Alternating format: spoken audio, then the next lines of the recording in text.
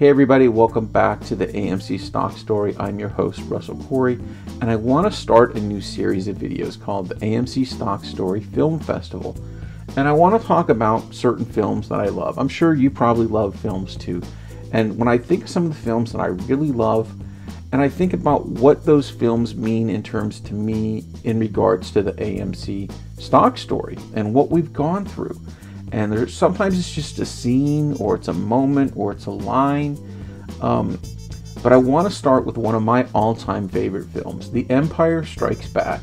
And it's funny, I've had this idea for a video, and called "Why Empire is Better Than Star Wars and Jedi Just Sucks."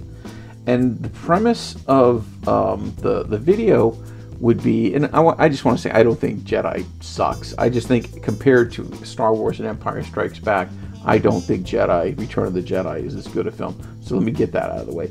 But the idea is, when you talk about your favorite Star Wars film, right? I think a lot of people, it is Empire Strikes Back. But how can you say that without putting Star Wars in there too? Not that Star Wars not a bad film. It's a great film. You know, what is it about Empire that maybe makes it a little better than Star Wars? But I feel like I always have to include Star Wars. And the more I thought about this, I came up with this idea that Star Wars is a great film.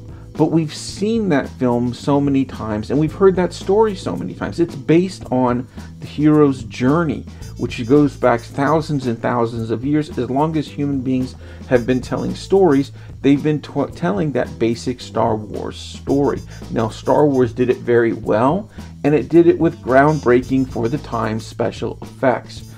What Empire Strikes Back did differently is Star Wars was a movie about winning. Empire Strikes Back is a movie about losing. It's a movie about struggle.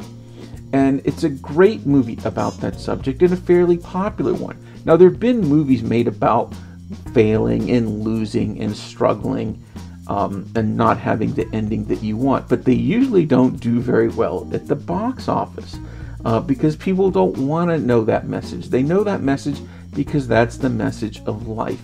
Our life is failure. Our life is struggle. But we don't give up. We keep moving on. Not everything in life is a success. And we've certainly seen that in the AMC Stock Story as we struggled. And I think about Empire Strikes Back and Star Wars in this regard. When I first got into investing in AMC, you know, I heard about this great movement. And it's kind of like Luke Skywalker on the farm in Star Wars, where he knows there's this war going on. And it finally comes to his doorstep with the droids. And I was that way too. I saw what was happening with GameStop, but I wasn't involved in that. That was a whole different thing. And the Wall Street Bets and Reddit, I had nothing to do with that. And then finally, a few months later, that was in January, a few months later in May, I saw that the same thing was going to happen again with AMC stock. Now, I knew AMC. I loved movies. The AMC was my second home when I lived in Burbank, California. I since moved to Oregon. But that it meant something to me. And I thought, you know what, this is my chance to make easy money. I have to answer the call. I have to join this fight. And I got invested, and real quick. And I got in a few days before that big run up in June, on June 2nd, when it ran up to $60. And that's what felt like, Star Wars. This rush, you join this adventure, and then bam, we didn't quite blow up the Death Star at $60. I kept waiting for that moment to happen where we would at least get to GameStop, at least get to 400. That was going to be enough for me. It was easy money, and bang, I was going to be so happy. But then the Empire Strikes Back happened, and we stalled out in that $50, $60 range. And you kept waiting for that moment. In fact, there were mornings I would wake up, to watch pre-market, and I would put Star Wars on, thinking, this is the day. This is the day we assault the Death Star and win this battle. And it didn't. And then day after day, we'd get ladder attack, and they would knock the price down. And then the swing traders came in because they realized what was going on, that AMC would go up, they would sell, and then it would drop down. And it kept going this day after day. But we wouldn't do that. We kept holding, and we kept fighting for the cause. But every day it went down more and more. And I remember, when it got into the 40s, at that point we were sort of our, break-even point. Like, it's not going to go any lower than the $40, is it? And then it got to the 30s, and we're like, uh-oh, it's going to come back, right? And a couple times it would come back. And then it dropped to $20, and it was like, oh man, this is really bad now. We should have sold at 40 because now we're stuck at 20. There's no point in selling at 20. We're going to lose too much money. And then it just kept going down from there. And then APE got issued and decimated the investment to, at a certain point you're buying, APE shares for 80 cents each, hoping that somehow this is going to work out in your favor. And that's what I get from The Empire Strikes Back. It opens up, the rebels are, on the run. They've settled at this ice base that, they're have to retreat to this ice cube planet.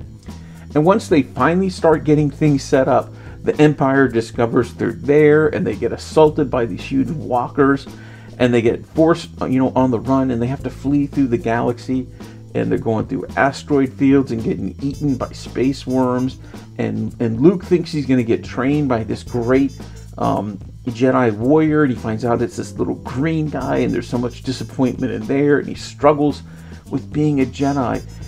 And even then Darth Vader, captures them on Cloud City. They're betrayed by Lando Calrissian. How many times have we felt betrayed in this movement, whether it was by an AMC influencer, whether it was by Adam Aaron himself, whether it was AMC, insiders that sell their stock when we're rushing in to save the company, and they're bailing out and making millions selling their stock as we're rushing in to save them. And then the issuance of APE, which we think is a good thing, and it turns out it was a disaster. And now, we're stuck, with this court case, and we don't know what's going to happen.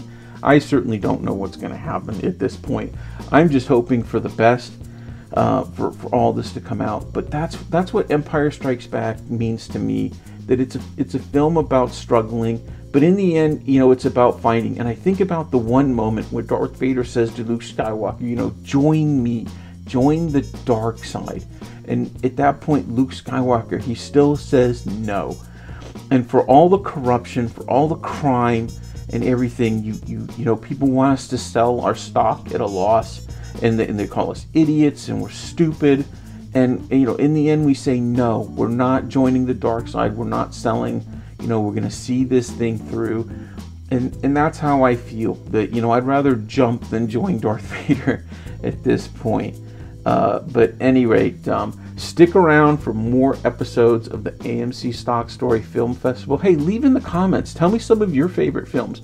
Maybe those are some of my favorite films too, and they remind me of the movement, and maybe I'll do an episode on those. So thanks for watching. Please subscribe if you haven't, and good luck to everybody as we head towards the court date. Thanks.